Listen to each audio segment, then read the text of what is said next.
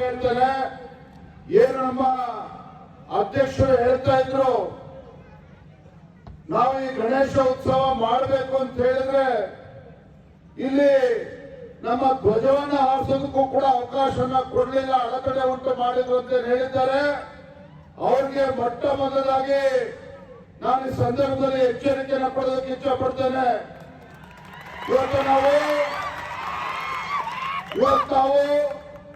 ಪಾಕಿಸ್ತಾನದಲ್ಲಿಲ್ಲ, ಇವತ್ತು ಇದೇ ಕನ್ನಡ ನಾಡಿನಲ್ಲಿ ಇವತ್ತು ಅನೇಕ ಹಿಂದೂ ಕಾರ್ಯಕರ್ತರು ವಿಜೃಂಭಣೆಯಿಂದ ಇದ್ದು ಗಣಪತಿ ಉತ್ಸವ ಮಾಡಬೇಕು ಅಂತ ಹೇಳಿದ್ರೆ ಅದಕ್ಕೂ ಕೂಡ ಕಲ್ಲಾಗ್ತಕ್ಕಂಥ ಕೆಲಸ ಮಾಡ್ತಾರೆ ಅಂತ ಹೇಳಿದ್ರೆ ಅವ್ರಿಗೆ ಮುಂದಿನ ದಿನಗಳಲ್ಲಿ ಉಳಿಗಾಲ ಇಲ್ಲ ಅನ್ನುವ ಸ್ಪಷ್ಟ ಉತ್ತರವನ್ನ ಇವತ್ತು ಸೇರಿರ್ತಕ್ಕಂಥ ಜನಸ್ತೋಮ ಉತ್ತರವನ್ನು ಕೊಟ್ಟಿದ್ದಾರೆ.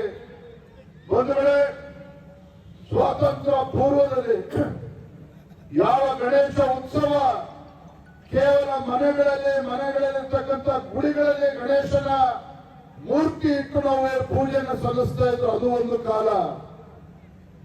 ಆದ್ರೆ ಬಾಲಗಂಗಾಧರ ತಿಲಕರ ಒಂದು ಆಶಯದಂತೆ ಯಾವ ಬ್ರಿಟಿಷರ ವಿರುದ್ಧ ಹೋರಾಟವನ್ನ ಮಾಡಬೇಕು, ಬ್ರಿಟಿಷರ ವಿರುದ್ಧ ಹಿಂದೂ ಸಮಾಜವನ್ನ ಒಗ್ಗೂಡಿಸಬೇಕು, ಹಿಂದೂ ಸಮಾಜವನ್ನ ಒಗ್ಗೂಡಿಸುವ ಮುಖೇನ ಆ ಬ್ರಿಟಿಷರನ್ನ ದೇಶದ್ರೋಹಿಗಳನ್ನ ಈ ದೇಶದಿಂದ ಒತ್ತು ಓಡಿಸಬೇಕು ಅನ್ನೋ ಉದ್ದೇಶ ಇಟ್ಕೊಂಡು ಬಾಲಗಂಗಾಧರ ತಿಲಕರು ಇವತ್ತು ಗಣಪತಿ ಉತ್ಸವನ ವಿಜೃಂಭಣೆಯಿಂದ ಆಚರಣೆ ಮಾಡಬೇಕು ಅಂತೇಳಿ ಇವತ್ತು ಬೀದಿಗಳಲ್ಲಿ ಇವತ್ತು ಗಣೇಶ ಉತ್ಸವನ ಆ ಕಾಲದಿಂದಲೂ ಕೂಡ ಆಚರಣೆ ಮಾಡ್ತಾ ಇದ್ದೇವೆ. ಆದ್ರೆ ದುರಂತ ಇವತ್ತು ನಮ್ಮ ಕರ್ನಾಟಕ ರಾಜ್ಯದಲ್ಲಿ, ನಾನು ವೇದಿಕೆ ಮೂಲಕ ರಾಜಕಾರಣ ಮಾತನಾಡೋದಕ್ಕೆ ಹೋಗೋದಿಲ್ಲ, ಆದ್ರೆ ಒಂದು ಮಾತನ್ನ ಸ್ಪಷ್ಟವಾಗಿ ಹೇಳ್ತೇನೆ. ಯಾವ ಕರ್ನಾಟಕ ರಾಜ್ಯದಲ್ಲಿ ಹಿಂದಿನಿಂದಲೂ ಕೂಡ ನಮ್ಮ ಹಿಂದೂ ಕಾರ್ಯಕರ್ತರು, ಯುವ ಸಮೂಹ ರಾಜ್ಯದ ಎಲ್ಲ ಜಿಲ್ಲೆಗಳಲ್ಲಿ, ಎಲ್ಲ ತಾಲೂಕುಗಳಲ್ಲೂ ಕೂಡ ಬಹಳ ವಿಜೃಂಭಣೆಯಿಂದ ಗಣೇಶೋತ್ಸವನ ಆಚರಣೆ ಮಾಡ್ಕೊಂಡು ಬರ್ತಾ ಇದ್ರು. ನಮ್ಮ ಶಿವಮೊಗ್ಗ ಜಿಲ್ಲೆಯಿಂದ ಹಿಡಿದು ಇವತ್ತು ಗುಲ್ಬರ್ಗ ಜಿಲ್ಲೆ ಆಳಂದದಲ್ಲೂ ಕೂಡ ಬಹಳ ವಿಜೃಂಭಣೆಯಿಂದ ಯುವಕರು ಗಣೇಶೋತ್ಸವನ ಮಾಡ್ಕೊಂಡು ಬರ್ತಾ ಇದ್ದಾರೆ. ಆದ್ರೆ ಮೊದಲ ಬಾರಿಗೆ ಇಲ್ಲಿರ್ತಕ್ಕಂಥ ಒಂದು ಸರ್ಕಾರದ ವ್ಯವಸ್ಥೆ ಇವತ್ತು ನಮ್ಮ ಹಿಂದೂ ಕಾರ್ಯಕರ್ತರು ಗಣೇಶ ಉತ್ಸವ ಮಾಡಬೇಕು ಅಂತ ಹೇಳಿದ್ರೆ ಅದಕ್ಕೆ 10 ಅಡಚಣೆಗಳನ್ನ ಕಾನೂನನ್ನ ಹೇಳುವ ಮೂಲಕ ಅಡಚಣೆ ಮಾಡ್ತಕ್ಕಂಥ ಕೆಲಸವನ್ನು ಕೂಡ ಮಾಡಿರ್ತಕ್ಕಂಥದ್ದು ಈ ರಾಜ್ಯದ ದುರ್ದೈವ. ನಾನು ಈ ವೇದಿಕೆ ಮೂಲಕ ಒಂದು ಮಾತನ್ನ ಈ ಸಂದರ್ಭ ಹೇಳಕ್ಕೆ ಇಷ್ಟಪಡ್ತೇನೆ.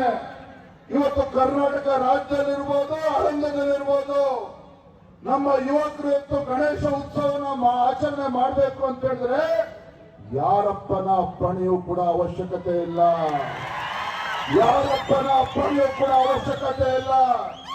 ಇವತ್ತು ಗಣೇಶೋತ್ಸವ ಆಚರಣೆ ಮಾಡ್ತಕ್ಕಂಥದ್ದು ಈ ದೇಶದ, ಈ ರಾಜ್ಯದ ಆಳಂದದಲ್ಲಿರ್ತಕ್ಕಂಥ ಪ್ರತಿಯೊಬ್ಬ ಯುವಕರ ಇವತ್ತು ಜನ್ಮಸಿದ್ಧ ಹಕ್ಕು.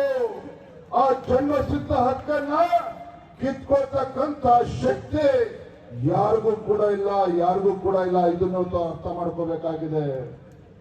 ಬಂಧುಗಳೇ, ನಾನು ಈ ಸಂದರ್ಭದಲ್ಲಿ ಇಷ್ಟು ಮಾತ್ರ ಹೇಳ್ತೇನೆ. ತುಂಬಾ ಸಂತೋಷ ಆಗಿದೆ. ಇವತ್ತೆಲ್ಲರೂ ಸಹ ನಮ್ಮ ಯುವಕ ಕಾರ್ಯಕರ್ತರು ತಾವೆಲ್ಲರೂ ಸೇರಿ ಇವತ್ತೇನು ಮಹೇಶ್ ಗೌಳಿ ಅವರ ಅಧ್ಯಕ್ಷತೆಯಲ್ಲಿ ಹರ್ಷ ಗುತ್ತದಾರ ಇರ್ಬೋದು, ನಮ್ಮೆಲ್ಲ ಯುವ ಕಾರ್ಯಕರ್ತರ, ಹಿಂದೂ ಕಾರ್ಯಕರ್ತರ ನೇತೃತ್ವದಲ್ಲಿ ಇವತ್ತೇನು ಆಚರಣೆ ಮಾಡ್ತಾ ಇದ್ದೀರಿ. ನಾನು ಒಂದ್ ಮಾತನ್ನ ಈ ಸಂದರ್ಭದಲ್ಲಿ ಹೇಳ್ತೇನೆ. ಇವತ್ತು ಗಣೇಶ ಉತ್ಸವ ಏನೇ ಅಡಚಣೆ ಇದ್ರೂ ಸಹ ಇವತ್ತು ರಾಜ್ಯದಲ್ಲಿ ಎಲ್ಲಾ ಕಡೆ ವಿಜೃಂಭಣೆಯಿಂದ ನಡೀತಾ ಇದೆ. ಇವತ್ತು ಗಣೇಶ ಉತ್ಸವದ ಮುಖೇನ ಇವತ್ತು ಹಿಂದೂಗಳನ್ನ ಒಗ್ಗೂಡಿಸ್ತಕ್ಕಂಥ ಕೆಲಸ ಮಾಡಬೇಕಾಗಿರ್ತಕ್ಕಂಥ ಅನಿವಾರ್ಯತೆಯೂ ಕೂಡ ಇವತ್ತು ರಾಜ್ಯದಲ್ಲಿ ಸೃಷ್ಟಿಯಾಗಿದೆ. ಇವತ್ತು ಹಿಂದೂ ಕಾರ್ಯಕರ್ತನ ಒಗ್ಗೂಡಿಸ್ತಕ್ಕಂಥ ಕೆಲಸವೂ ಕೂಡ ಇವತ್ತು ಗಣಪತಿ ಉತ್ಸವ ಮುಖೇನ ಇವತ್ತು ಮಾಡಬೇಕಾಗಿರ್ತಕ್ಕಂಥ ಅವಶ್ಯಕತೆ ಇದೆ. ಮಾನ್ಯ ಬಂಧುಗಳೇ, ಇವತ್ತು ತುಂಬಾ ಸಂತೋಷ ಆಗಿದೆ. ಸ್ವಾತಂತ್ರ್ಯ ಹೋರಾಟಗಾರರಾಗಿದ್ದಂತ ಎ.ಬಿ. ಪಾಟೀಲ್ ಅಂತಕ್ಕಂಥ ಹಿರಿಯರ ಒಂದು 100ನೇ ವರ್ಷದ ಒಂದು ಶತಮಾನೋತ್ಸವ, ಮತ್ತೊಂದು ಕಡೆ ಇವತ್ತು ಗಣೇಶೋತ್ಸವದ ದಶಮಾನೋತ್ಸವ ಕಾರ್ಯಕ್ರಮ ಕೂಡ ಇವತ್ತು ಆಚರಣೆ ಮಾಡ್ತಾ ಇರ್ತಕ್ಕಂಥ ತುಂಬಾ ಸಂತೋಷ ಆಗಿದೆ. ನನಗೆ ಇವತ್ತು ಬರೋದಕ್ಕೆ ಸಾಧ್ಯ ಆಗ್ತಾ ಇರಲಿಲ್ಲ.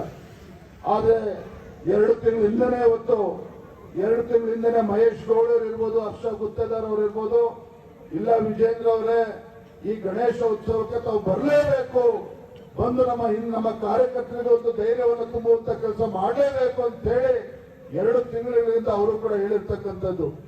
ನಮ್ಮ ಯುವ ಮಿತ್ರರು ಇವತ್ತು ನನ್ನನ್ನ ಬರಲೇಬೇಕು ಅಂತ ಅಪೇಕ್ಷೆಯನ್ನು ಪಟ್ಟಂತ ಸಂದರ್ಭದಲ್ಲಿ ಇಲ್ಲಿರ್ತಕ್ಕಂಥ ನಮ್ಮೆಲ್ಲ ಯುವ ಕಾರ್ಯಕರ್ತರು, ಹಿಂದೂ ಕಾರ್ಯಕರ್ತರು ವಿಜಯೇಂದ್ರ ಅವರು ಬರಬೇಕು ಅಂತ ಅಪೇಕ್ಷೆಯನ್ನು ಪಟ್ಟಂತ ಸಂದರ್ಭದಲ್ಲಿ ನಿಮ್ಮೆಲ್ಲರ ಪ್ರೀತಿ ವಿಶ್ವಾಸಕ್ಕೆ ಬೆಲೆ ಕೊಟ್ಟು ಬರಬೇಕಾಗಿರ್ತಕ್ಕಂಥದ್ದು ನನ್ನಂತ ಒಬ್ಬ ಯುವಕನಿಗೂ ಕೂಡ ಒಂದು ಕರ್ತವ್ಯ ಅಂತ ಹೇಳಿ ಆ ಕರ್ತವ್ಯ ಭಾವನೆಯಿಂದ ನಾನು ಕೂಡ ಬಂದಿದ್ದೇನೆ. ಮುಂದೆ ಬರ್ತಕ್ಕಂಥ ದಿನಗಳಲ್ಲೂ ಕೂಡ ಇನ್ನೂ ಹೆಚ್ಚು ವಿಜೃಂಭಣೆಯಿಂದ ನಾವು ಇದೇ ಆಳಂದದಲ್ಲಿ ಇನ್ನೂ ಹೆಚ್ಚು ವಿಜೃಂಭಣೆಯಿಂದ ಗಣೇಶೋತ್ಸವನ ಆಚರಣೆ ಮಾಡೋಣ. ನಾನು ಕೂಡ ನಿಮಗೆ ಸಂಪೂರ್ಣ ಸಹಕಾರನ ಕೊಡ್ತೇನೆ ಅನ್ನೋ ಮಾತನ್ನ ಈ ಸಂದರ್ಭದಲ್ಲಿ ಹೇಳ್ತಾ, ದಯವಿಟ್ಟು ಕ್ಷಮೆಯಲ್ಲ, ಒಂದ್ ಗಂಟೆ ತಡವಾಗಿ ಬಂದಿದ್ದೇನೆ. ಇನ್ನೂ ಕೂಡ ಗುಲ್ಬರ್ಗದಲ್ಲೂ ಕೂಡ ಒಂದು ಕಾರ್ಯಕ್ರಮ ಇದೆ.